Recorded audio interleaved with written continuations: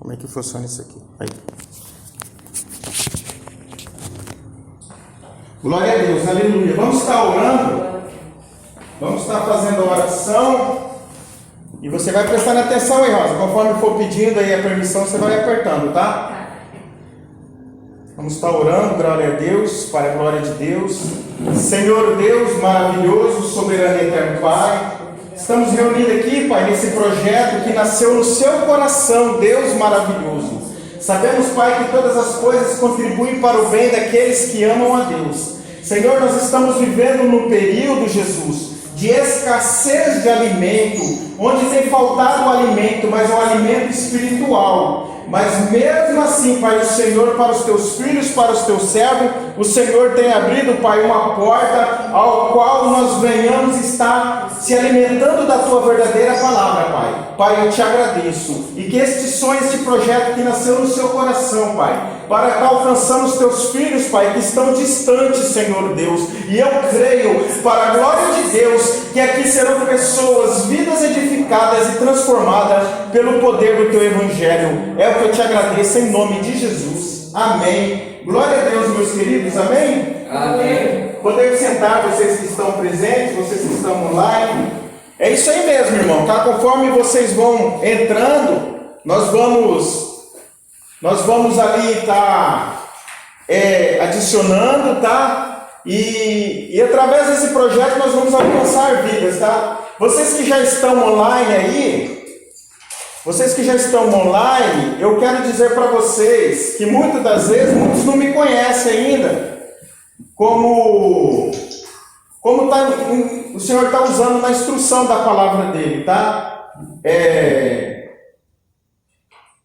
Eu tenho um certificado de teologia pela Academia dos Pregadores, que é uma das maiores formação teológica deste país, tá? Que é a Academia dos Pregadores, onde ali eu fiz 300 horas aulas de estudo, e atualmente eu estou estudando na escola Rua Elohim com o pastor Ronaldo Borges, e ali eu já concluí 80% do estudo.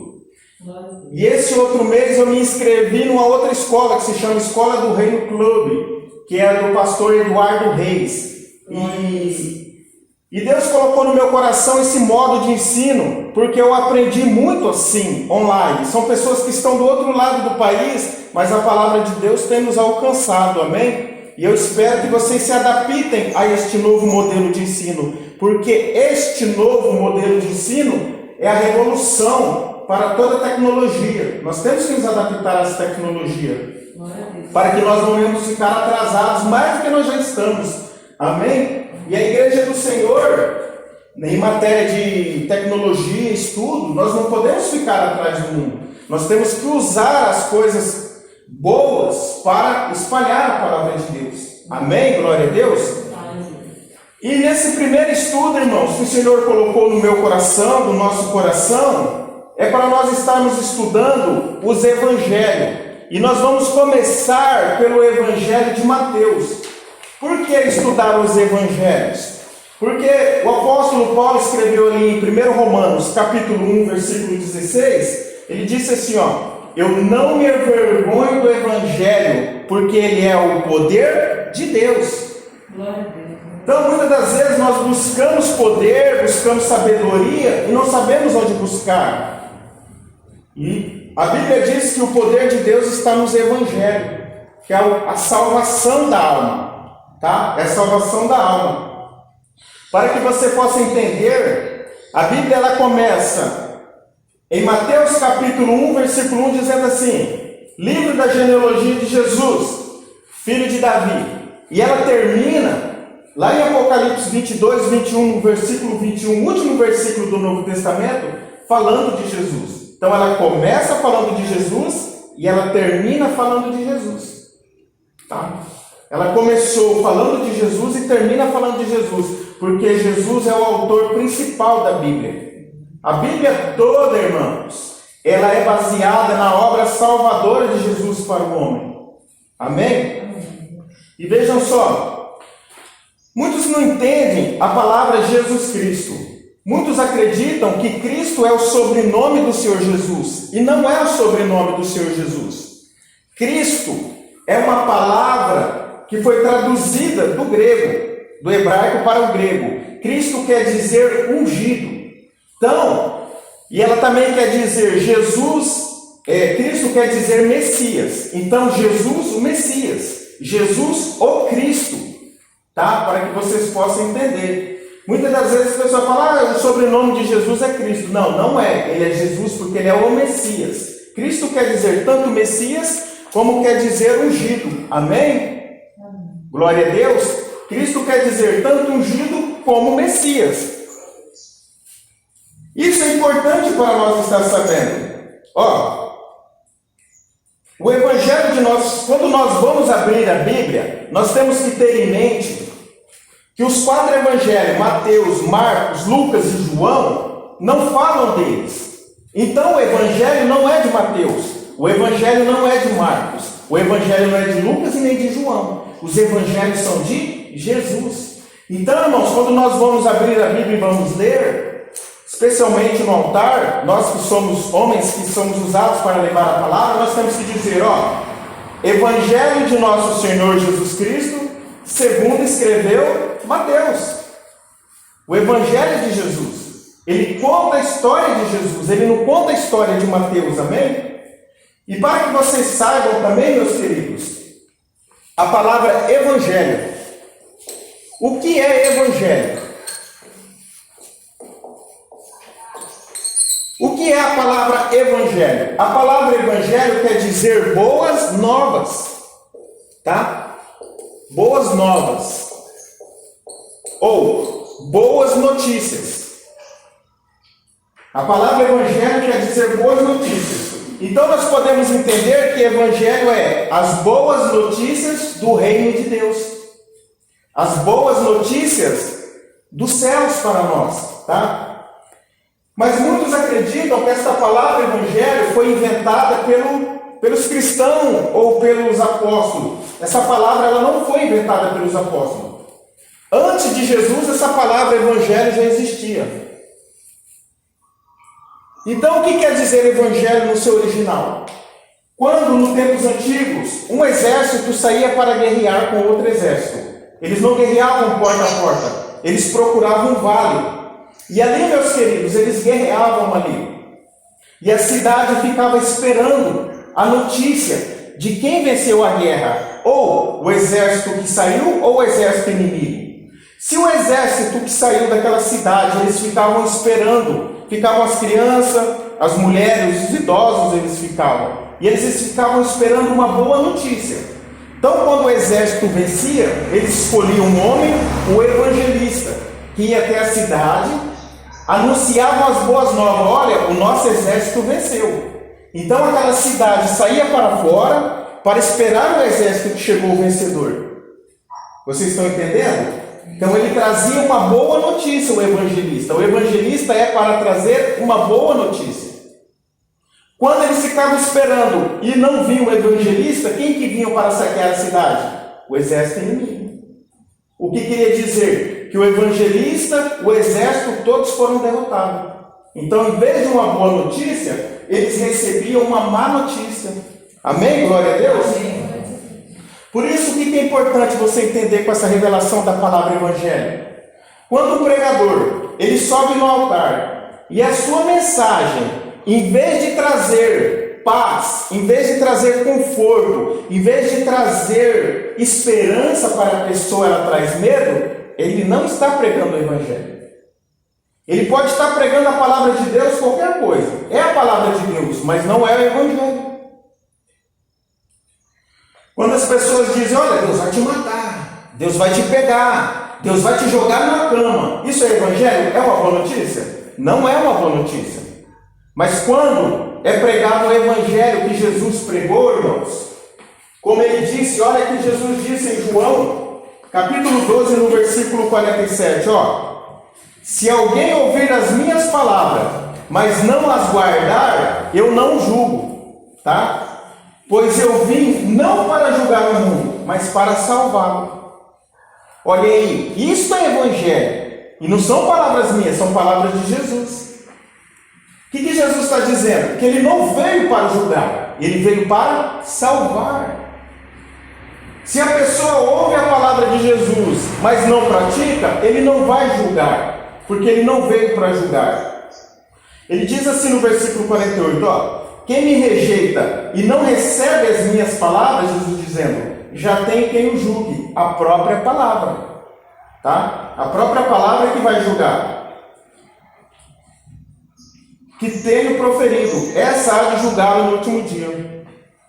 Então, irmãos, por isso que é importante nós sabermos o que é a palavra evangelho. Evangelho é boas novas.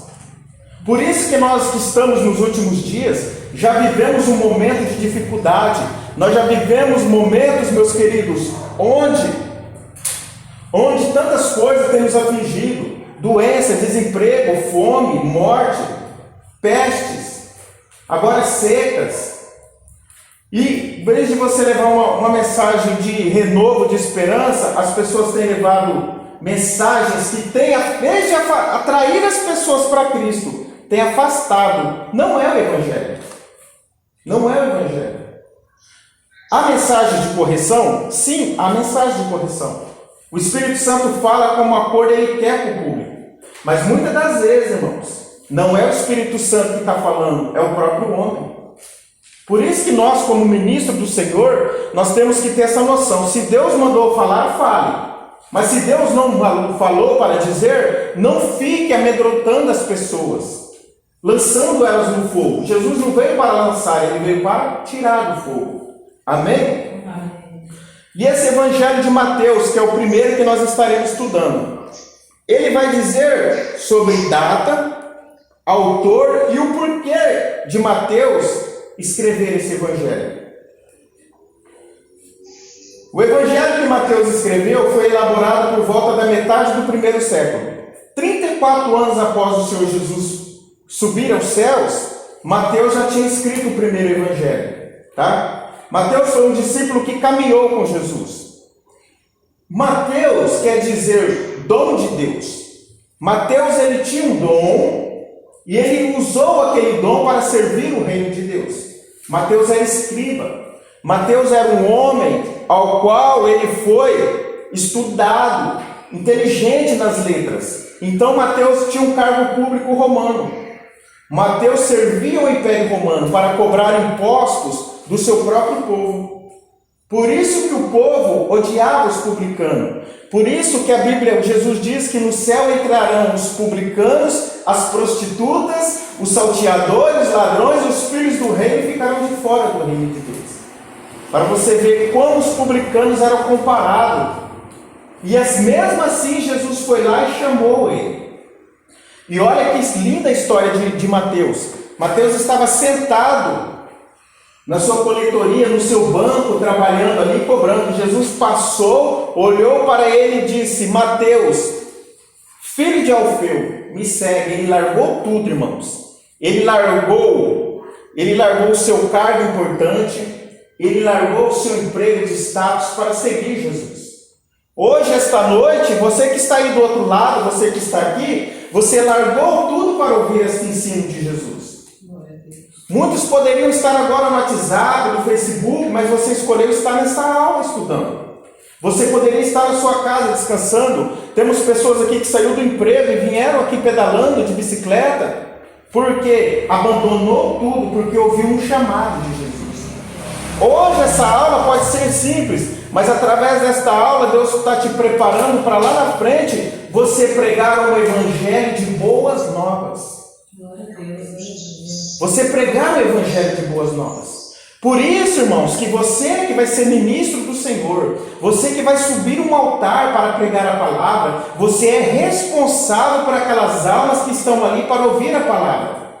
Se você levar uma palavra, e aquela palavra que você falou, se não for direcionada pelo Espírito Santo, uma pessoa vir sair dos caminhos de Deus e se desviar, você será responsável no grande dia. Você irá prestar conta daquela alma. Por isso é muito importante você saber o que é evangelho, tá? E Mateus, ele escreve esse evangelho. E é importante, irmãos, nós sabermos para quem Mateus escreveu. Mateus escreveu esse evangelho Olha só, Mateus escreveu para os judeus, para o cumprimento das profecias do Antigo Testamento na vida de Jesus, tá? Mateus mostra o Senhor Jesus como o verdadeiro rei de Israel. Nos quatro evangelhos, cada um dos quatro evangelhos que foi escrito tem um direcionamento e um significado. Mateus escreveu mostrando que Jesus é rei de Israel. Por isso que o capítulo 1, do versículo número 1, vai dizer assim, ó: livro da genealogia de Jesus Cristo, filho de Davi, filho de Abraão. Porque quando o judeu abrisse este livro e ele visse ali, irmãos, ele já visse ali, Jesus, filho de Davi e filho de Abraão, sendo que Davi nasceu 1150 anos após. Davi nasceu 1150 anos após Abraão. Primeiro nasceu Abraão, depois de 1150 anos nasceu Davi. Mas Mateus vai colocar como Jesus é filho de Davi, para que quando o judeu pegasse esse evangelho e lesse, ele já sabesse: este é o profeta, este é o Messias esperado que a Bíblia fala. Entendeu? E veja só, Mateus usou como base para escrever o seu livro, o livro escrito por Marcos. Por que Mateus usou um livro escrito por Marcos, se Marcos não foi apóstolo? Mas Marcos foi um homem que andou com o apóstolo Pedro. E ali, meus queridos amados irmãos, o apóstolo Pedro ditou para Marcos. Então, Mateus pegou e copiou. Só que Marcos tem 16 capítulos, Mateus tem 28. Sempre quem conta a história aumenta, né? Então Mateus colocou coisas que Marcos não colocou no livro. Ó, os três livros, Mateus, Marcos e Lucas, são chamados de evangelhos, quem sabe? Sinóticos. Mateus, Marcos e Lucas são chamados de evangelhos sinóticos. Por quê? Porque eles são iguais. Eles são semelhantes, digo, não iguais, eles são semelhantes. Ele tem coisa semelhante, tá? Ele tem coisa semelhante, mas eles não são iguais. Agora, o evangelho de João já não é um evangelho chamado evangelho sinótico, porque ele não é semelhante aos outros. Ele tem outra particularidade. Por isso que quando você ouvir falar de evangelhos sinóticos, você vai saber que são Mateus, Marcos e Lucas, porque eles são semelhantes, mas não são iguais. A mesma história que tem em Mateus, você vai encontrar em Marcos, você vai encontrar em Lucas. Só que muitas das vezes com algo diferente. Marcos vai dizer que havia um cego na estrada de Jericó. Mateus vai dizer que havia 2. Entendeu? Por quê? Marcos achou importante contar a história de um cego. Então ele conta com mais detalhe. Através dessas diferenças, pessoas indoutas ou mal intencionadas querem dizer que a palavra do Senhor, ela se contradiz, mas ela não se contradiz, amém? Glória a Deus. Ó, eu vou estar dando uma olhada ali, porque parece que tem pessoas que não estão conseguindo entrar. Eu já volto, não vou desligar, tá? Deixa eu ver.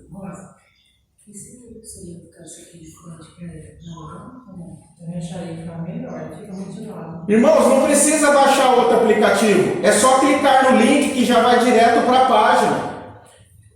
Ele pede para você baixar o aplicativo, mas na verdade não precisa. Se você clicar no link, você já vai direto para a aula. É porque eles querem que abaixe o aplicativo deles, amém? Clica no link para você ver, você vai direto para a aula. Não gravou. Não está gravando, meu. Deixa eu abrir o grupo? Abri. Manda o áudio, mãe. Alguém de vocês está com o celular aí? Manda o áudio falando que não é para baixar. Amém, glória a Deus. Peraí, amor, eu vou mandar um áudio no grupo. No grupo, né? O senhor abriu o grupo? Hã? Abriu o grupo? Manda um áudio no grupo. Então, irmãos, veja só. É só clicar no link que rapidinho vocês acessam. Não precisa baixar o aplicativo não. Só clica no link, tá? Só clicar no link, que às vezes ela pede para baixar o aplicativo e não precisa, tá? Irmãos, para vocês entenderem melhor os 4 evangelhos, quando você for começar a ler o Novo Testamento, você tem que ter isso aqui em mente, ó. Mateus escreveu o evangelho para provar aos judeus que o Senhor Jesus Cristo é o Rei. Então você lendo Mateus com essa mentalidade, você lendo o livro de Mateus com essa mentalidade, Mateus quer passar para os judeus que Jesus é Rei, que Jesus é descendente direto de Davi. Então Jesus é Rei. Ali você vai abrir sua mente. Quando você for para o livro de Marcos, você tem que ter na sua mente que Marcos escreveu o evangelho mostrando Jesus como servo. Tá? Por isso, irmãos, que o livro de Mateus e Lucas são os únicos evangelhos ao qual tem a genealogia de Cristo. João e Marcos não vai escrever a genealogia de Cristo. Por que Marcos não vai escrever? Porque o servo não tem origem. O servo, ele é do seu Senhor. Ele não tem família, ele não tem casa. Por isso que você vai ler muito no Evangelho de Marcos que Jesus não tem tempo nem para comer e nem tempo para dormir. Porque um servo ou um escravo, ele não tem poder sobre si. Ele está a serviço do seu Senhor. Tá? Por isso que quando Jesus chega para descansar, vem aquelas multidões e ele não consegue descansar. Por isso que ali quando Jesus vai... Por isso que quando Jesus vai ali multiplicar o pão e o alimento, ele não come, porque não dá tempo, o escravo não tem tempo. E João também não conta a genealogia de Cristo, por quê? Porque João quer representar Jesus como Filho de Deus, quer mostrar Filho de Deus como o próprio Deus, e Deus não tem origem, Deus não tem descendência, tá? Ninguém criou Deus, Deus é autossuficiente em si. A Bíblia diz que Jesus é o autor da vida. Amém? Então, por isso que você não vai ver no livro de João e de Marcos genealogia de Jesus. Você só vai ver em Lucas e Mateus. E Mateus quer mostrar que Jesus é rei. Mateus quer mostrar que Jesus é rei. Marcos quer mostrar que Jesus é servo. Lucas quer mostrar que Jesus é homem, homem vindo da terra. Por isso que a genealogia de Lucas não para em Abraão, vai até Adão, porque Adão é uma espécie de humanidade. Adão quer dizer humanidade. E João representa o Senhor Jesus como Deus, tá? Como o próprio Deus, amém? Então, irmãos queridos, ó, Mateus é representado como rei. Só que Leão, Irineu e Agostinho, eles colocaram, esses 4 evangelhos, eles colocaram, como dizem ali em Apocalipse 4, versículo 6. Mateus, homem, Marcos, leão, Lucas, boi e João, águia. Tá? Que é aquele ser de 4 faces que João viu ali no céu. Ele viu um anjo querubim que tinha a face de homem, de leão, de boi e de águia. Só que essa classificação aqui foi feita por Irineu de Leão, 130 depois de Cristo, que morou na Turquia, tá? Esmirna na Turquia. E Agostinho, 354 depois de Cristo, em Hipona, onde hoje é Argélia, tá? Para que vocês possam estar sabendo, tá? Ó. E a Bíblia vai dizer em Mateus capítulo 1, versículo 1, vai dizer assim, ó. Livro da genealogia de Jesus Cristo, filho de Davi, filho de Abraão. Como Mateus quer provar que Jesus, aos judeus, que Jesus é herdeiro legítimo do trono de Israel, ele começa o verso 1 falando que ele é filho de Davi e depois de Abraão. Mas nós sabemos, irmãos, que Jesus é filho de José, não é? Mas na Bíblia vai dizer que ele é filho de Abraão, filho de Davi e filho de Abraão. Porque na Bíblia, a Bíblia registra o seu pai, o seu avô, o seu bisavô como seu pai. Em inglês, a palavra avô também não existe. Vocês sabiam disso? Quem sabia que a palavra avô em inglês não existe? Ah, é grandmother, né? Grandfather, o grande pai. A palavra avô não existe em inglês. Nós temos a palavra avô. O meu pai é meu pai, o meu avô é meu avô, não é meu pai. Mas em inglês, a palavra pai é father. E avô é grandfather, que é pai e grande pai. Vocês estão entendendo? Tá? Para que vocês possam entender melhor, tá? Ó. Toda a narrativa de genealogia da Bíblia é contada apenas por nome de homens. Você não vai ver na Bíblia a genealogia sendo contada por nome de mulheres. Só que Mateus tem uma particularidade. Mateus vai incluir na sua genealogia nome de 5 mulheres. Por que Mateus faz isso? Ele inclui o nome de 5 mulheres na genealogia. Porque Mateus queria mostrar a valorização que o Senhor Jesus Cristo deu para a mulher. Mateus queria demonstrar que Jesus sempre valorizou as mulheres no ministério dele. Hoje, muitas das vezes, as mulheres têm sido discriminadas no meio das igrejas. Hoje, muitas vezes, as mulheres têm visto com maus olhares no meio da igreja. Mas Jesus trouxe para si, Jesus trouxe para o Evangelho esse trabalho das mulheres. E Jesus reconheceu. Ali em Lucas capítulo 8 vai dizer que Jesus era financiado por mulheres. Mulheres que curavam, mulheres que viram um milagre na vida delas, e elas usavam as suas riquezas, seus dinheiros, para financiar as viagens de Jesus e dos discípulos.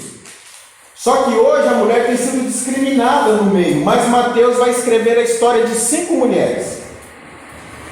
E ele começa a contar, de Abraão gerou Isaac, Isaac gerou a Jacó. Eu sei que muitas das vezes as pessoas leem a genealogia não vê a hora de pular, mas aqui revela muita coisa do Evangelho de Jesus. Tá? A primeira mulher que vai registrar é Tamar. Porque vem contando o nome das mulheres. Olha, Judá. Jacó gerou Judá e seus irmãos. Judá gerou Pérez e Zerá, cuja mãe foi Tamar. Olha a ênfase que Mateus dá. Cuja mulher. Ele dá uma ênfase. Cuja mulher.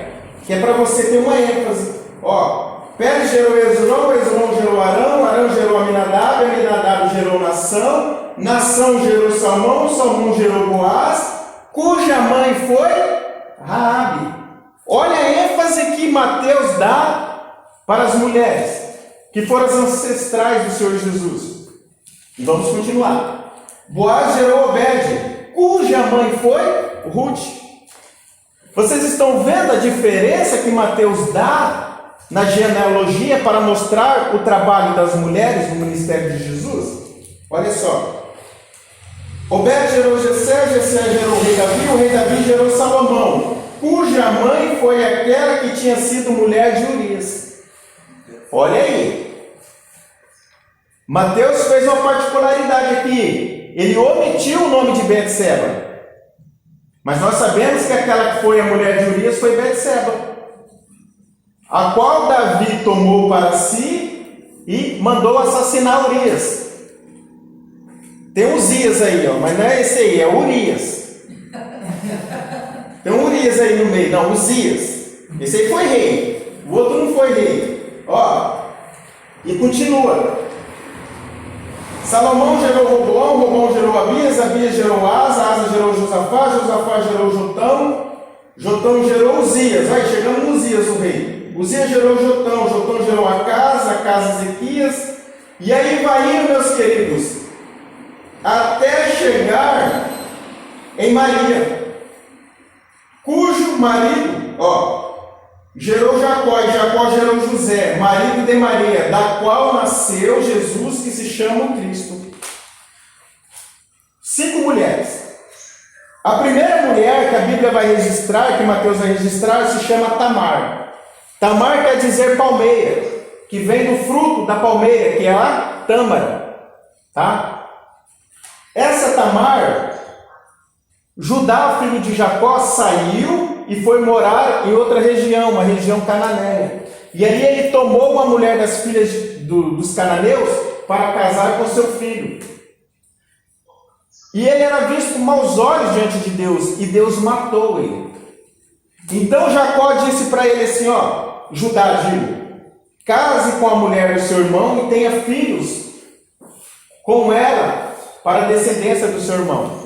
E Onã sabia que o filho que iria nascer não ia ser dele, ia ser do seu filho, do seu irmão. Então o que ele fazia? Ele tinha relações com Tamar, só que ele jogava o sêmen no chão, e aquilo foi mal aos olhos de Deus. Daí que vem o termo onanismo, tá?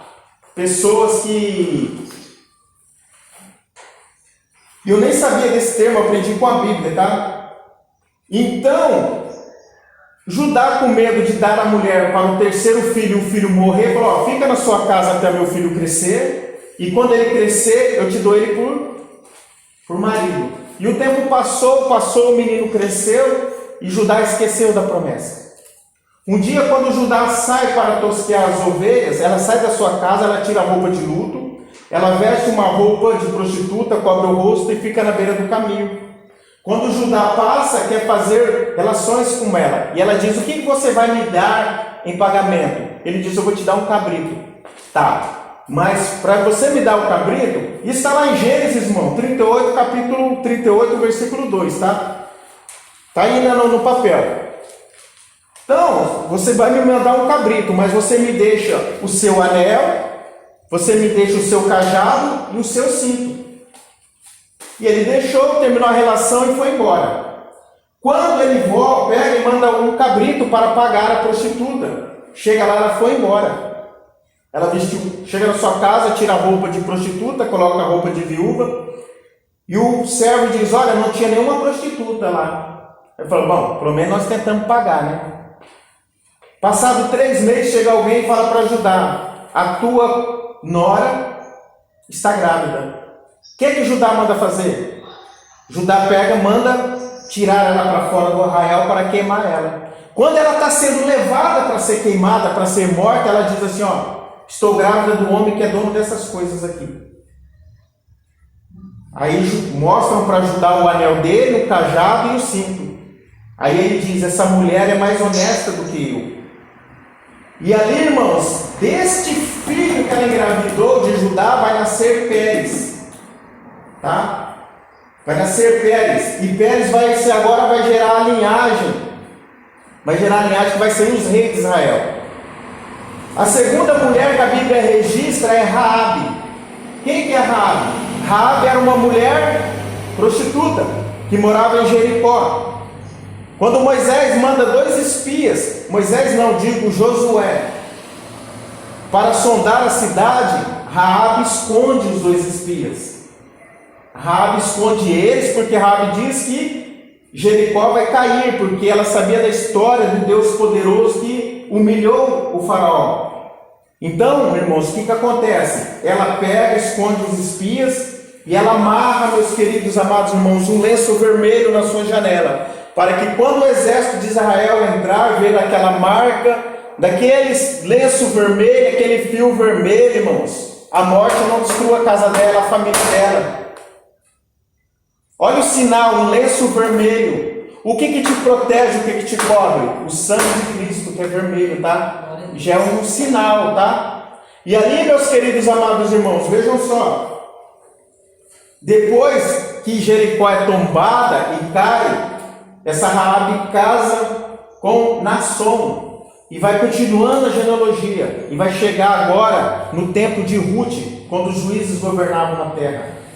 Havia na cidade de Efrata, que é Belém, uma família que por causa da fome, ela sai de Belém e vai morar na terra dos Moabitas. Lá morre o seu marido Elimeleque, morrem os 2 filhos e eles ficam viúva. Elas ficam viúvas. E a mulher, que é a mulher Noemi, vai voltar para a cidade de Belém. Só que Orfa volta para trás, Ruth continua. Chegando em Belém, Ruth vai casar com Boaz. Mas o que me deixa interessante que a Bíblia fala cuja mulher era Ruth? Porque você sabe de onde que é a descendência dos Moabitas? Sabe como surgiu a descendência dos Moabitas? Quando Ló fugiu de Sodoma e Gomorra, que pegou fogo, tudo foi destruído. Só saiu Ló e as duas filhas. Tá? Só saiu Ló e as duas filhas. Isso aí está ali em Gênesis 19, 30 e 37. E ali, meus queridos, deixa eu falar para você uma coisa. Ló teve filho com uma filha, o qual nasceu um menino e colocou o nome de Amon, que é o pai dos Amonitas. Depois, no outro dia, eles deram a bebida para Ló, e ali, irmãos, Ló teve filho com a outra filha, que nasceu os Moabitas. Vocês estão entendendo? Essa é a Ruth, dessa linhagem.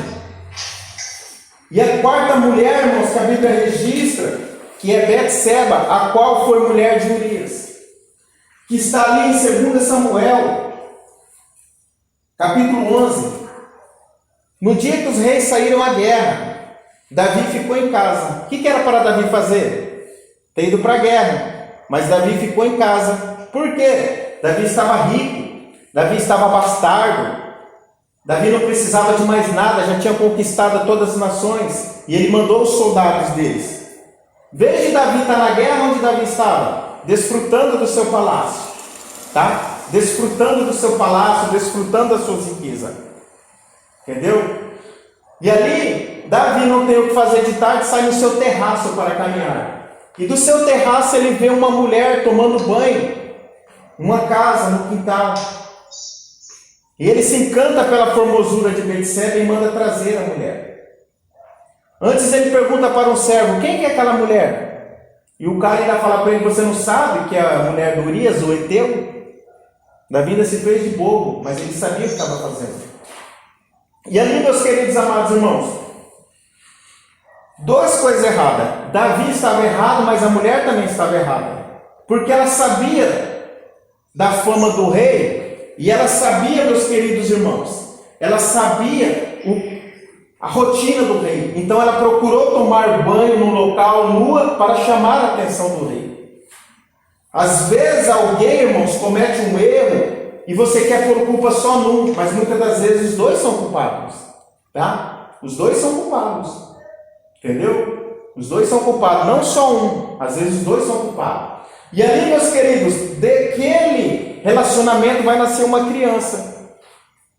Só que ainda não é Salomão, porque essa criança Deus mata ela. Ah, Deus mata? Deus que mata, irmãos. As pessoas acham que Deus não mata. Deus mata, basta ler a Bíblia. Tá? Deus mata. Hoje Deus não está nem mais matando tanto como matava, né? Mas Deus já matou muita pessoa que afrontou ele, tá? Que não estava nos propósitos dele. Porque, irmão, às vezes você tem um propósito para a sua vida e você é rebelde, você acaba morrendo, mas os planos de Deus não vão se acabar. A polícia já veio e chegou aí para te prender. Mas nós estamos todos distanciados aqui com a Pigera. Deixa eu falar. Aí, e ele chama ela para casar e casa com ela. Porque ele, na guerra, manda matar Urias. E daquele relacionamento vai nascer Salomão. E nós sabemos, irmãos, que toda a trajetória dos reis de Israel foi só vergonha, né? Uns foram idólatras, outros queimaram os filhos na fogueira, tá? Então, irmãos, aí dessa genealogia aqui de Mateus, que é a genealogia dos reis, que todos esses nomes que nós lemos aqui depois de Davi, todos foram reis, tá? Todos foram reis. Vai chegar até José. E o que a Bíblia faz? A Bíblia amarra de um lado José. Só que Lucas vai contar uma outra genealogia. Lucas conta uma genealogia diferente. Por quê? Porque Lucas conta a genealogia do lado de Maria. E você pode ver ali em Lucas capítulo 3, versículo 20. Lucas capítulo 3, versículo 20.